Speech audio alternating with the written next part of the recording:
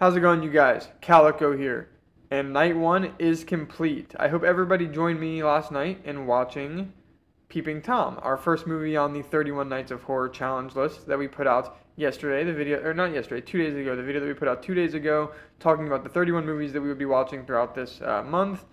The first one that we had was Peeping Tom. And going into this movie, I didn't know a whole lot about it. Obviously, it was kind of a shorter segment on that list. I didn't have a whole lot to say going into it. I wasn't super familiar with the actors or the director of the film at all. And honestly, my expectations were averted. From the name of the movie, I'm kind of expecting, Peeping Tom, a guy who's like in the shadows, kind of in the background, not wanting to be seen by anybody, you know what I mean, lurking all around. But this guy was kind of a Giga Chad. He had some Giga Chad tendencies about him.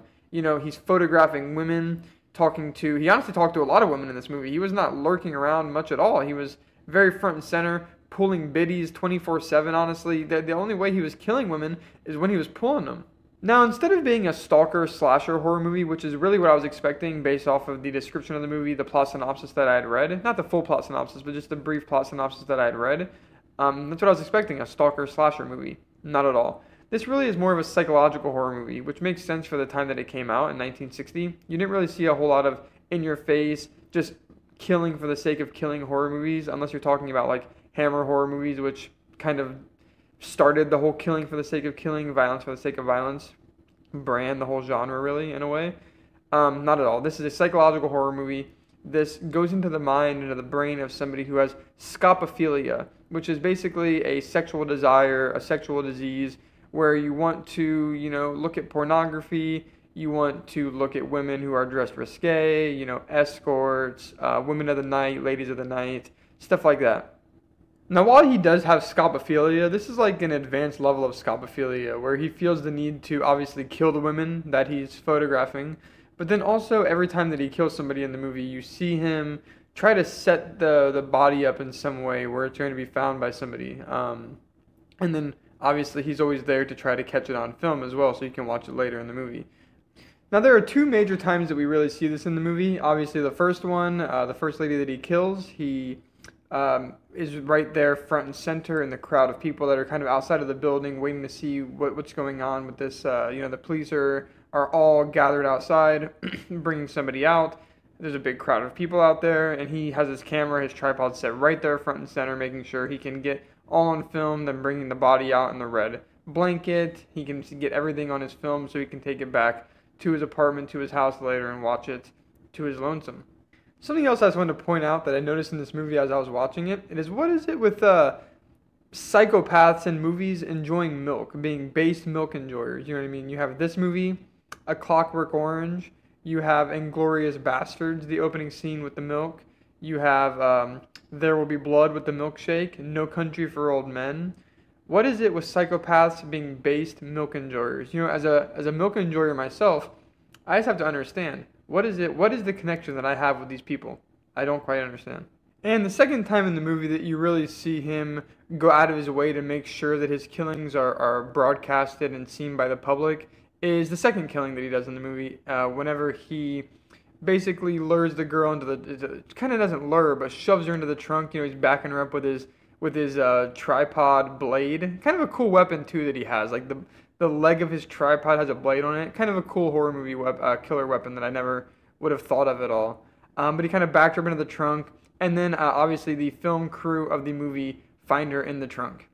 Now, the film crew of the movie, that's kind of like the first subplot of the movie that we get. It's the more major of the two subplots that we get in the movie, showing obviously all of his killings that he's doing are impacting the production of this movie within the movie, really. I don't really know what the movie's supposed to be about. It's kind of just a bunch of throwaway gags that you get.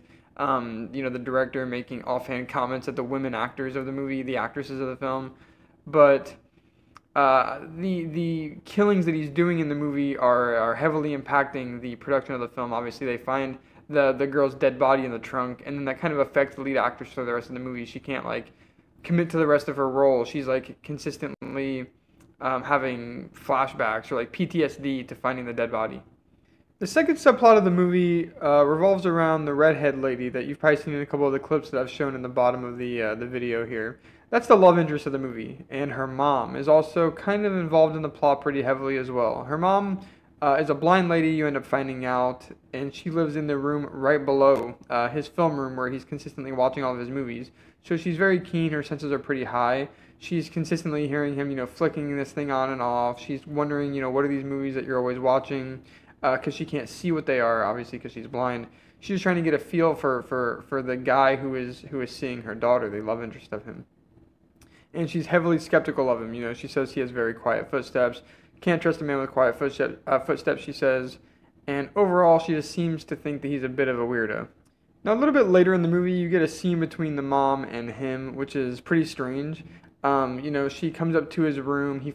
Not even invited. She breaks into his house, really. Breaks into his home. He comes home, finds her in his room in the dark, just sitting there by herself. He questions her, he's asking her what she's doing. And this almost ends up being a scene, an event where he kills his love interest's mom.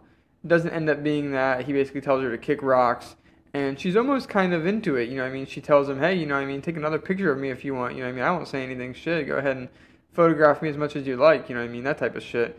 So she's kind of a freaky old lady. Maybe he should have smoked her, Now, ultimately, his love interest ends up wandering up into his apartment that he leaves unlocked. He literally says earlier in the movie that he doesn't believe in keys. He was never given keys as a kid, so, in his adult life, he's opted out of using keys and locks. He just leaves everything unlocked, as somebody who kills people in his pastime and videos it. He's fine with just leaving everything unlocked. His love interest wanders up into his room, and what do you know? She puts one of the tapes on, and she discovers his private collection of films of women that he's killed and slain over the times. All of this leads into definitely the best scene in the movie, in my personal opinion. The scene where he finally kind of gets to explain why he's doing what he's doing, what's really getting him off, this and that. And we get a shot of him finally putting the camera on his love interest, taking the tripod blade, putting it to her. And then we get a shot from their view of things, We see what they see, the other end of the camera, where we see he has a big reflective, almost mirror type thing. And he's explaining how, he has that there so everybody that he kills can see what he's seeing. He doesn't want to be the only person seeing their last moments. He says that this is a way for them to look, if death has a face, they'll get to see it, This is the only way for them to really look death in the eye, see if death has a face, and he wants to make sure that he's not the only one living in that moment. And honestly, it's a pretty good scene. It's a really suspenseful scene, and a movie that overall is a really suspenseful movie. Now, once he's let everything off his chest, once everything's out in the open, he's let all the skeletons out of his closet, he's told his love interest everything, he's shown his entire deck of cards, there's nothing left for him to do but commit seppuku, go out on his own blade like a real samurai, go out on his own sword. He hangs his tripod up and decides it's time to commit suicide, kill himself, take his own life the way that he's taken so many other victims' lives. He has the reflective mirror up there. He's looking himself in the face, and he just does it. He kills himself. In 1960, there's no real effects here, there's no hole, there's no blood. He just kind of holds his neck and falls over. But you get the gist of what's happening overall. Decent ending to the movie. I can't say it's anything to write home about. Whenever you're kind of getting to a weird movie like this, you're kind of writing yourself in a hole. You don't really know where to go. Not a bad way for the movie to go out. Kind of a poetic ending. He takes his own life in the way that he killed so many other people. Ultimately, I wouldn't say that Peeping Tom is anything amazing. It's nothing to write home about. It's not going to be your favorite movie of all time, not even your favorite horror movie of all time. But it is a really good introductory horror movie if you're looking for something to get into. It's a good psychological horror movie. It's a good horror movie that doesn't have a whole lot of over-the-top effects. It's not relying on jump scares and gore to really grab your attention. And for a movie from 1960, if you're looking to watch an older movie, it is a movie that'll grab your attention. A lot of older movies tend to have you checking your phone, checking the time to see when the movie's going to be over. Not this one. This will hold your attention. It has a good story, a good narrative overall. I'd probably give it a 7 out of 10. A solid B to B plus range of a movie. Nothing amazing, nothing crazy. I'm excited for the next one, you guys. Next up, we have David Cronenberg's Scanners. Everybody, please go ahead and like and subscribe. Like the video, subscribe to the channel, and please be on the lookout for the next one. Like I said, next up, David Cronenberg's Scanners. Have a good one, you guys.